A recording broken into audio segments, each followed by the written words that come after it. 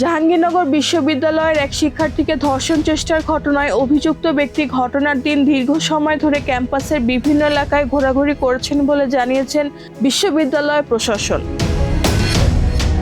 শুক্রবার বিকালে বিশ্ববিদ্যালয়ের সিনেট ভবনে আয়োজিত এক সংবাদ সম্মেলনে প্রক্টর এই তথ্য জানান। তিনি বলেন, সিসিটিভি ফুটেজ বিশ্লেষণ করে দেখা গেছে অভিযুক্ত ব্যক্তি 12 মে সন্ধ্যা থেকে রাত পর্যন্ত প্রায় 4.5 ঘন্টা ক্যাম্পাসের বিভিন্ন স্থানে অবস্থান করেন। প্রশাসনের তথ্য অনুযায়ী সন্ধ্যা 6:58 তিনি 20 মাইল ফটক দিয়ে ক্যাম্পাসে প্রবেশ করেন। এরপর বিশ্ববিদ্যালয়ের স্কুল কলেজ এলাকায় ব্যাচেলর কোয়ার্টার মোড় ও প্রান্তিক ফটক সহ বিভিন্ন স্থানে ঘোরাফেরা করেন। পরবর্তীতে চৌরঙ্গি মোড়, চিকিৎসা কেন্দ্র, সালাম বরকত হল এলাকা, পদ্মপুকুরের আশপাশ এবং ট্রান্সপোর্ট জোনেও তাকে একাধিকবার দেখা যায়। রাত 9টার দিকে তিনি আফম কামাল উদ্দিন হলের সামনে অবস্থান করে পুনরায় বিভিন্ন এলাকায় ঘোরাফেরা করেন বলে জানানো হয়।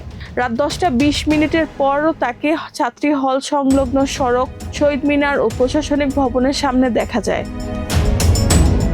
প্রশাসনের দাবি অনুযায়ী সর্বশেষ রাত 11:13 ওই শিক্ষার্থীর উপর ধর্ষণ চেষ্টা চালান অভিযুক্ত ব্যক্তি। তবে ঘটনার পর তিনি কিভাবে ক্যাম্পাস ত্যাগ করেন তা এখনও নিশ্চিত করা যায়নি।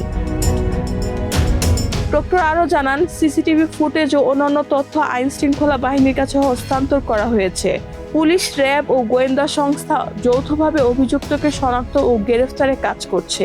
দ্রুতই তাকে আইনের আওতায় আনা সম্ভব হবে বলে আশা প্রকাশ করেন তিনি। রেহানা বেগম, প্রজন্ম 24।